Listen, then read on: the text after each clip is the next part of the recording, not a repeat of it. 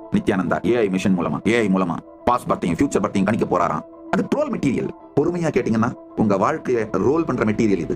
இந்த ஏஐ வந்த பிறகு, சூப்பர் கம்ப்யூட்டர்ஸ் வந்த பிறகு நம்மளால காலம், இப்போ இருக்கிற காலம், இப்போ இருக்கிற கிரகங்களின் நிலை, இந்த பேட்டர்னை கொடுத்து ஒரு லாஸ்ட் 24 hours இதோட மூவ்மெண்ட்ஸை டாக்குமெண்ட் பண்ணி பியூர் கால்குலேஷன் மூலமாவே 10 crore இயர்ஸ்க்கு முன்னாடி எப்படி இருந்தது, 20 crore இயர்ஸ்க்கு அப்புறம் எப்படி இருக்க போகுதுன்னு கால்குலேட் பண்ண முடியும். பியூர் மேத்தமெட்டிக்ஸோட பவர்னால.